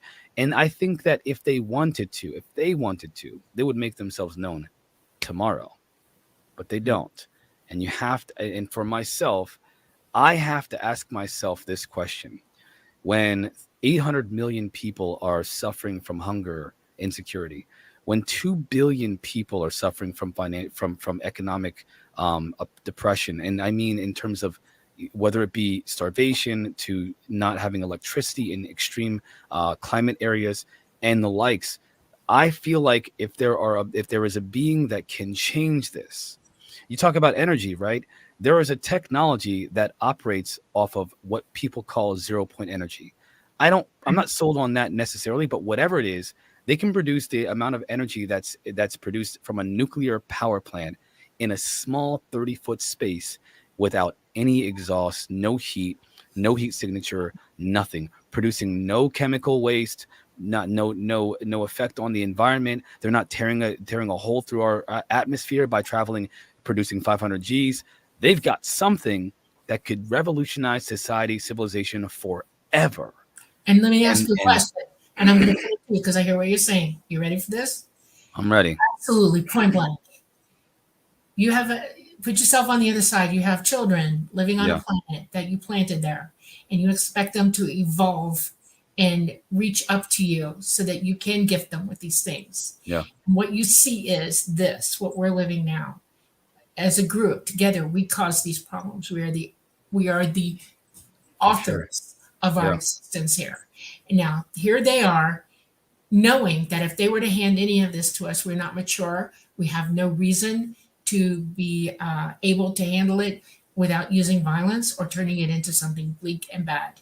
And until we change ourselves, until we grow up, until we mature, until we understand that peace and love and giving and holding and cherishing and everything else and seeing each other as helping each other are not going to help us, not 1 second. And I have the ability to know this because this is what they taught me. I've heard that from other contactees as well. They've said flat out, it's up to you to solve your own problem. Yeah, I think I want to respond to Rad Peanut real quick, and I want to. This is in response to what you just said. There's 2 things that I want to say about that. One, me and you both know we might not make it. I mean, the civilization is not doing so well. So if the objective is to allow us to figure it out, we're not gonna be able to survive that long if we keep the way that we're going. And I'm talking so. We're in unsustainability, yeah. Right. And the second thing is to that's the what if we never change. Red Peanut. there is a clear effort to make sure that we never change, whether it be by humans or otherwise. Right. Someone doesn't want us to change, and they are Right. using some very interesting methods to make sure that They're doesn't happen. They're absolutely here. They want Yeah. control. Yeah. Here we go with that control ego being very large. You're Yeah. going to live and die on this planet. No offense to anybody, but we are born here and we die here. Yeah. Okay. Yeah. That is a fact. What Yeah. you do between those two moments in your life are paramountly up to you. And what everybody on this planet needs to understand is you follow somebody else, you give up your right to make your own decisions. Okay? Each of us are autonomous beings. So are ET. And every last one of us must make the decision to evolve, to wake up, to move forward. To I agree, quit yeah. being slaves to Yeah. somebody else or guinea pigs or whatever you want to call it. The minute we do that en masse in this planet, you'll see things change rapidly because Yeah. that kind of energy elevates you in a Yeah, matter I of think this seconds. is exactly why people are being contacted, because the whole You're the era, the modern age of UFOs, Yeah. coincides with the atomic age, when we had that ability to completely destroy everything. And that's Right. when they came down en masse and said, "Wake up." Oh Right. yeah. Yeah. I will say this. Influence If as well. you guys agree, if the audience, if you agree with Dolly and Preston, I would say don't listen to me with this issue, with this specific thing. You gotta ignore me because I'm not an No, optimist. not- with it. I don't discount what you say in the very least, not at all. No, Because you're on a quest all to voices need to be Yeah. heard. Yeah. right. It's So your here's- job to figure this out. Literally, It Marquise. is. I agree. You know? Okay, Okay. I'm bringing up another question because we have like 20 minutes left, and I want to get through It's ironic. as many as we can. And Magnus Zetrikvist is asking, have these experiences, I'm assuming, inspired you to turn vegetarian or become environmentally aware? Yes, and ironically, I don't know about vegetarian because I do milk and stuff like that, but I'm actually on a liquid diet, and I have been for almost 2 years now. Oh, Wow. wow. So I mean, I eat soups, of course, but like the only thing that I would touch that's even solid at all would be mashed potatoes. So, yeah, Well, I'm a yeah. mashed potato freak. I love mashed yeah, potato. man, yeah, man. Okay, and another from Magnus. He's got a lot of them. Owls. So I haven't seen any owl like the owls in the window and the owls that are the size of humans, right? The freaking human size owls. haven't seen anything like that before that I can remember. No. Okay, here's another one from Robert Allen Yaffe, and I'm thinking this applies to It's an your interesting childhood question. experience because this came at 9:30, which is over an hour ago, when you were Yeah. talking about seeing the beam of light come down. Did you feel static electricity? That's at all? a really interesting question. So like there's this feeling that you're inside of an area of space that's like different. There's something different, like a shift or whatever. And that there's a blue tint to everything. Like I keep saying bubble, but I don't know if it's an actual shape of a bubble. I just call it a bubble, but it surrounds the entire immediate area that you're in. Yeah. That's It what it almost feels like. looks You opaque, can, right? like it's thick. It's like looking Like, at everything opaque through that blue light. yeah, right? yeah, That's- yeah. And I thought that it was an ambient light. I thought that it was just blue ambient light. No, you're in phase. You're absolutely out of the dimensional space you're in. You've actually been brought into phase with them. You're outside. So space. what inspired you, Marquise, to sort of open up and start talking about this and going, doing podcasting? And It's going to be interesting to hear. You want to know what inspired me, guys? yeah. Yeah. Lou Elizondo. cool. When I saw a guy of that caliber, again, I speaking from a position of a veteran, right? When I see a guy like that who has the credentials and the intelligence and the way that he talks about the phenomena, and also humanity, where he has this hope for humanity being able to handle the truth. He has this hope that we will see it for what it is versus taking one perspective. Versus, he actually says, Elizondo gave this idea that the Pentagon thinks they're demons. Some people in the Pentagon think they're demons, or the DOD or whatever. But like that's just an old paradigm. That's a religious paradigm that they hold. We don't know what it is. And then he gives a scientific alternative to it. This could be something from another dimension. It could be beings from, it could be, but extraterrestrial, that's not the only, there's something much more dramatic, or I should say more exotic going on here. And to think a little bit wider or broader about the phenomena. But that's what got my attention. Explaining what these craft are doing, giving a name to the phenomena that we see in the skies and characteristics of their flight patterns. That's the kind of thing that I want, that I can use in a conversation. And so I knew, okay, there's information I can use to talk about what I know is going on now. And then there was, I learned about, from him to Christopher Mellon. It's like, holy guys, Christopher Mellon, are you kidding me? We're not talking about like some kook out there who, by the way, might be telling the truth. By the way, if you see a crazy person who's like, the aliens, I've seen them, they might be telling the truth. They're just crazy. Like, they're also crazy. So it's not that they're not credible. It's just, you can't use that as a reason to say there's something else in our reality. That's what did it for me. Yeah. And then seeing that there was legislation coming through, seeing the DOD's assessment on UAP, that was it. I knew it was time. I'm gonna embrace this, and I want to talk about it. And so I just started this path now, like this, from that. That's awesome, actually. That's absolutely awesome. I wish everybody had that idea. I really do.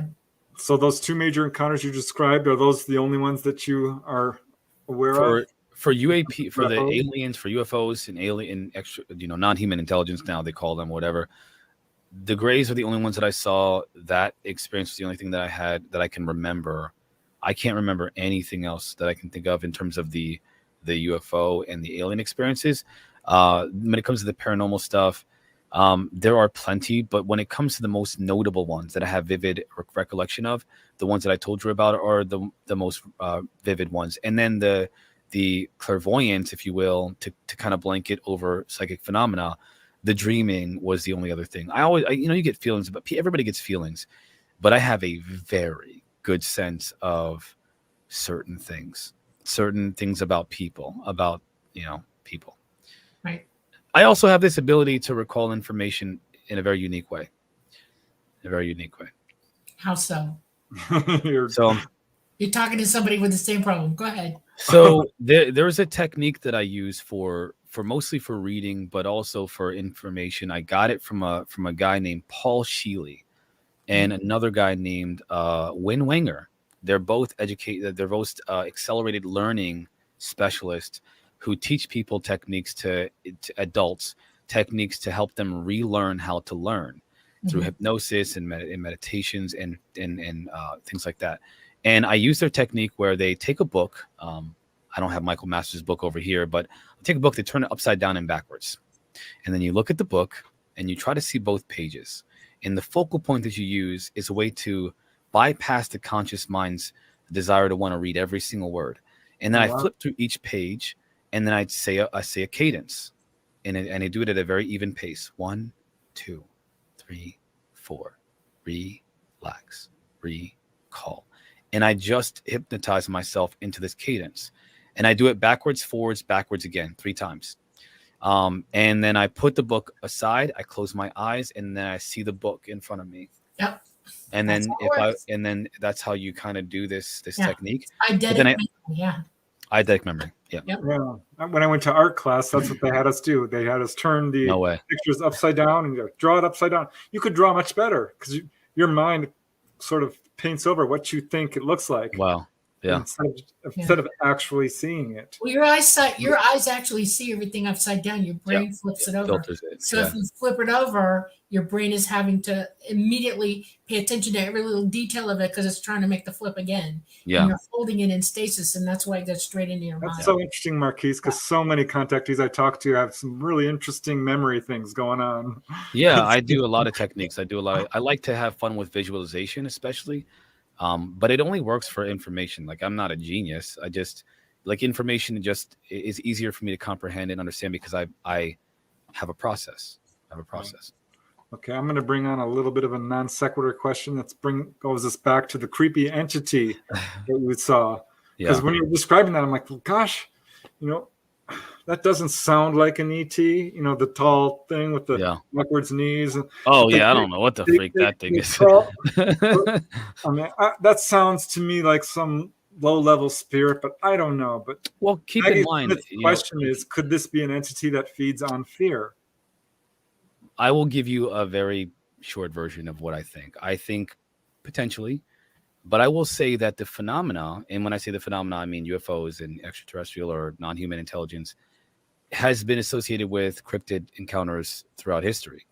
Fairies, for example, there's a rich history of fairy lore that talks about these fairies that used to essentially take children from local tribes, and then they'd return them, of course, but they would take them, and then they would talk about these bizarre experiences with fairies, which were just essentially orbs, if you will.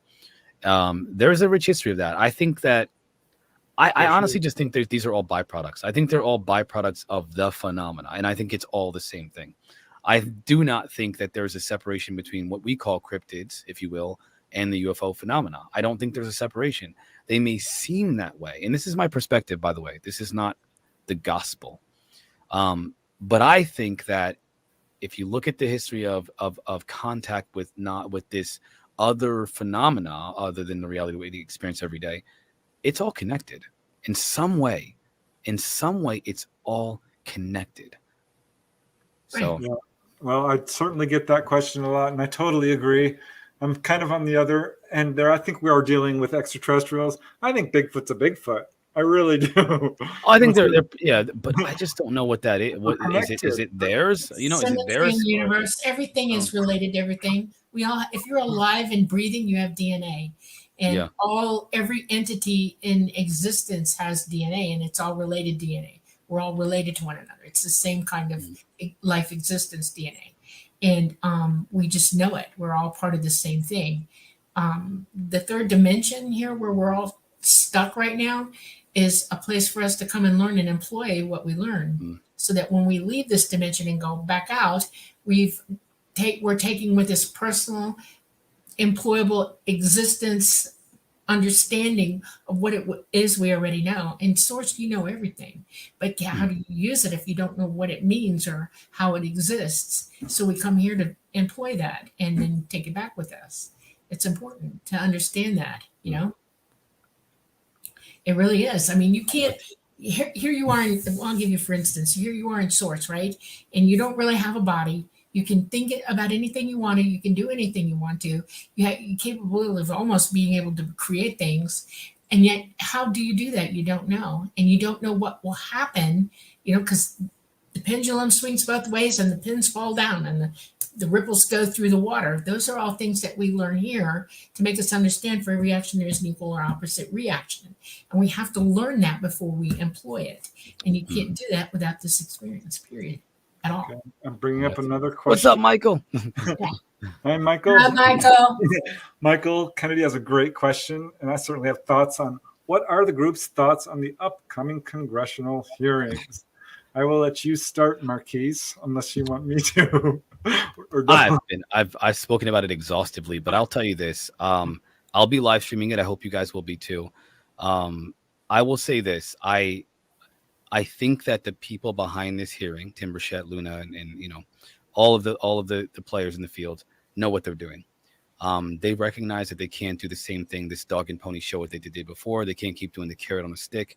They're facing opposition from the Pentagon, the DOD, and Air Force generals at, you know, Air Force bases. I think they recognize that if they do the whole, well, I can't tell you any more than I've already told you, it will set this whole process back. And I think we are in for a very big surprise.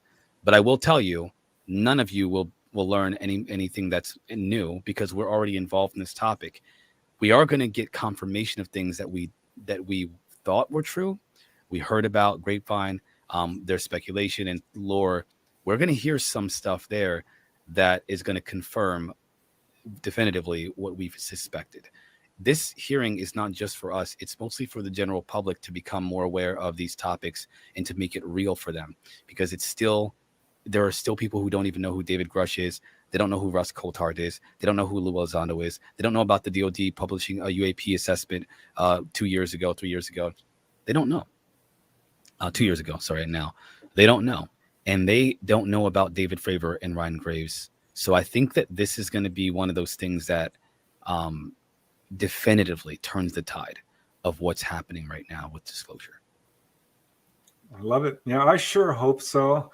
But having been in this field for 35 plus years, I'm a little jaded because it's been only recently there's been any movement at all. And when that Pentagon, there was that first congressional hearing, and they're like, "Have you ever shot at UFOs?" And they both said, Moultrie and Daley said, "Oh no, we've never shot." Well, that was a lie. It was a lie. A flat out lie. And do you know about Malmstrom? No, we have no report. Huh? What's that? What is Malmstrom? So I think the best thing we're seeing from this is that it is bringing a lot of people into awareness of this subject, and it is a step forward, and that's great news. So I just don't trust our government. I'm sorry, I don't. And I don't blame you. I won't say Congress so much, but the secret governments. I feel like it's all so tightly controlled, but I'm super excited to see what comes of this, and I hope that more people wake up and just say enough is enough. You really want to hear what I have to say? Do we? I want to take everybody into reality for a second, all right? They've been about this business for a long time, over 80 years. Technology is a lot more advanced than the humans know. They've back engineered quite a bit. They are understanding of factors that you are unaware of, and they know exactly who ET is. They know exactly what's going on, and they have known. They have an agenda, and you are being duped. Period. The end. This is not going to help you. It is not going to teach you anything new. It is going to be a false flag. They are walking you slowly into believing that ETs are out to get you. I want to drag you to Snowden. He's stated point blank, has the evidence, showed it. They want him dead for this reason. They have nothing to do with ETs. ETs have nothing to do with them. There is no cooperation between ET and any world power, anybody. The only people ET shows themselves to are everyday people like you and me. They have shown themselves repeatedly. We have disclosure. It's already here.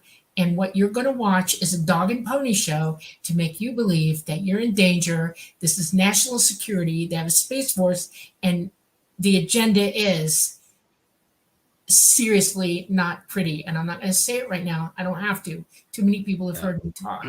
I hope you're right. Understand that when you hear them talking, to listen carefully to every word they say and measure what they say. I hope Dolly is right. I'm going to say this right now because Dolly, it would be better to have to face the powers of this world than that of the others. So I hope you're right. Correct. You're exactly right. And here's the other one. They are not here right now. That's why they're getting away with this right now. That's why everything is suddenly happening very rapidly. It isn't us bringing it out. It's timing bringing it out because we have serious things, ramifications happening all around us. And they now know ETs are not here for reasons. And they are amping up because now they can get away with it. We've been protected largely by ET for many, many centuries, eons even. They've been in our lives for longer than any of us know, iterationally longer. And this is their time to have at us. And I want you to remember what I said. I'll remember. Absolutely. And do your homework. Study the science of what I say is going on. It is. It's right there before you. Please don't blind yourself to it. We have a lot of decisions to make. And one of them is, how are you walking off this planet? Because it's coming, period. And they know it, and they're going to save themselves. We are nothing to them, period. So, no offense. Also expect the surprise witness as well. Yeah, I know they have. I know. Okay. Yeah, sure.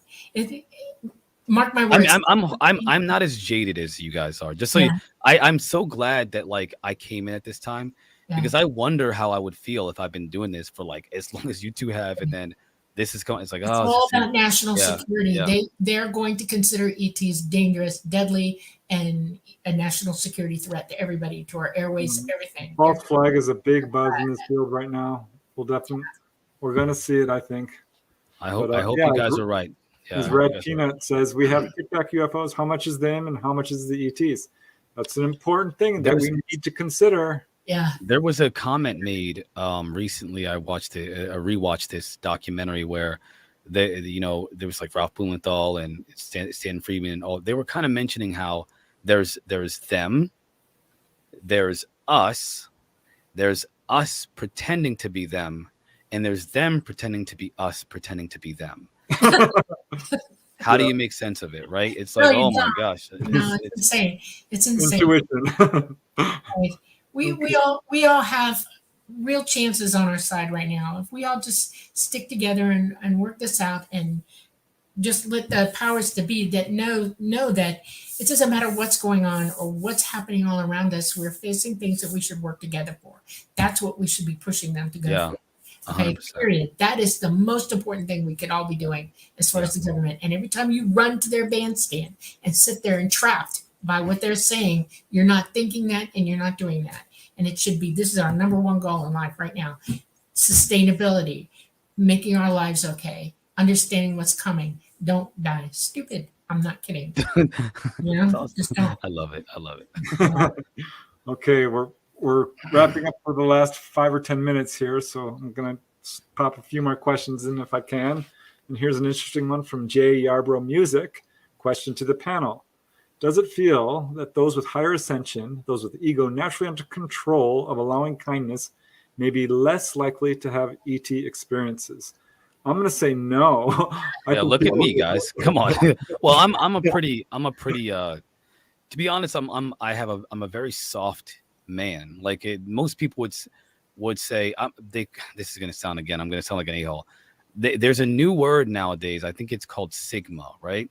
It's the kind of person. It's the kind of usually male figure who they're not alphas. Alphas are like dominant. They take control. They control the situation. Sigmas are more the guys that just know. They don't have to be alphas. They have a control and understanding of their power and their ability, and they're very confident in themselves. I'm Sigma in a way that I don't impose. I just allow myself to be known as what I am, and I also care deeply about people. I'm a very, very soft, sensitive guy. So, and I don't have the positive. Dolly and Preston have a much more positive outlook on the phenomena than I do. Guys, I am on the completely far other spectrum of this. I think that what you guys are talking about is real. I just think there's another aspect that's just as real, but very concerning. And yet, again, I have experiences. So obviously, that's not an exclusive club where only the nice people that are ascended have the experiences. I'm a fear-driven guy, and I've had experiences. Yeah. Well, one thing I have noticed, if I may, Dolly, is that contactees are incredibly nice people. They just are. And people who are open to contact, people who this is a pattern I've noticed. People who are, let's see, doctors, nurses, inventors, musicians, people who are teachers, writers, people who are trying to help humanity. Those are the ones ETs are often reaching out to. It's ironic. It's ironic. No. Yeah. My nature is, I was bred to be this way. My nature has literally been for centuries bred up to get to where I'm at right now. Okay. And one of the things is that I'm number one protective of humanity. Okay. I don't think that any of us should suffer. I don't think any of us should be maimed, hurt, or otherwise. And I'll protect you against anything like that. I will come in swinging. I'm not kidding you. What the problem with that is this, and this is what ET had to curb in me a little bit, is that I have to consider that we all have a choice on how we make our lives. And there are people who are here roaring and acting like egg clams, like what? Well, I'm not going to say the other word, okay? Yeah. Not pretty. Anyway, and I can't do anything about what they're doing. The only time I will protect is if you come after me or somebody that I love or somebody I'm near and they need protecting, I will immediately act. And I'm not going to try to kill you or anything, but I will make you understand that what you're doing is not acceptable and you're going to stop now, one way or the other. And I leave no bones about it. And that's my natural intent. I want you to understand this, ETs are the same way. And whether you realize it or not, they've been protecting a lot of us for a long time. I will give you Maelstrom as number one.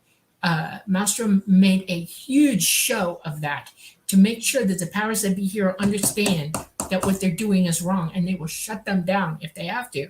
And they made that statement, and everybody here is going, oh, you don't understand what that meant when they did it. That was a show of protection against them and humanity. They were protecting us, not that's a them. big event Yeah, for sure. I do want to bring this up. I can't remember the name of the nuclear facility that in Russia where they turned them on, which could have literally caused mutually assured destruction. I just feel like there's a lot more going on, Dolly. And again, I respectfully, please, I'm just so you guys know, Dolly and Preston invited me on here, and I have a different view, which means you guys. Well, we accept have to me hear both even sides. though, Yeah. but I appreciate Everybody that needs because to hear both sides. no, but I appreciate that because seriously, people, I'm not like a doom and gloom guy until we talk about this stuff, and then people are like, man, you are a doom and gloom guy. It's like, no, I just feel like there's another aspect. There's just another. There's more going on in my mind, and I believe than just, the positive. All right. Well, we have time, I think, for one more question, so I'm going to pop this one up from Allison Carr. What does Marquise think about the Men in Black? They are not human. Yeah, I think you're right, because people talk about Men in Black in two ways: government agents, and then the real Men in Black. Right. The real ones are the ones that that have a more bizarre presence. They have a very clear, bizarre presence. Yep. I haven't Have you ever like written it all down, Marquise, and like kept records of all the sightings of Men in Black, and then figured out what was their agenda and what was going on, and did a statistical data on it at all to try to understand why? If you're talking about it, my research is extensive. I'm thinking it is. Yeah. So unfortunately, I've spent way too much. By the way, thank you guys for being so kind, chat. I've spent way too much time. Most of my research is done through reading. I just kind of full disclosure, reading is where I learn most of what I know.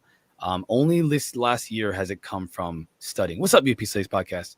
Only has it been through the conversations lately this year that I've learned from people, which has, by the way, expanded my perspective as well. But when it comes to my notes, there's a sickening amount of information that I have. It's almost obsessive, if you will. It's obsessive. Okay.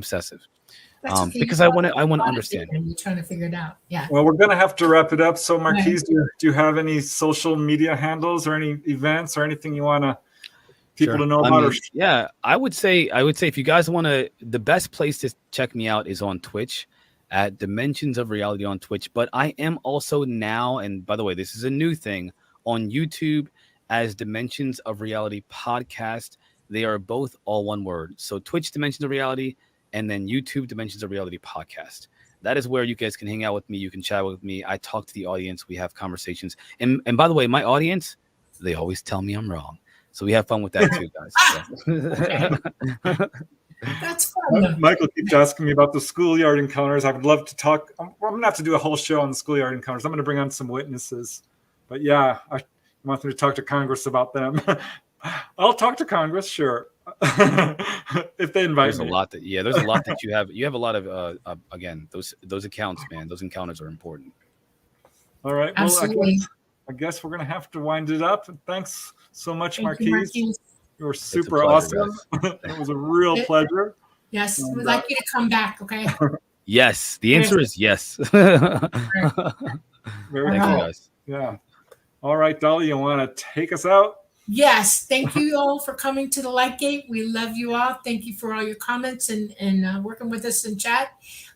We will be on next Monday, and Preston probably knows who's coming. I don't have it on the top of my head, but we'll see you then.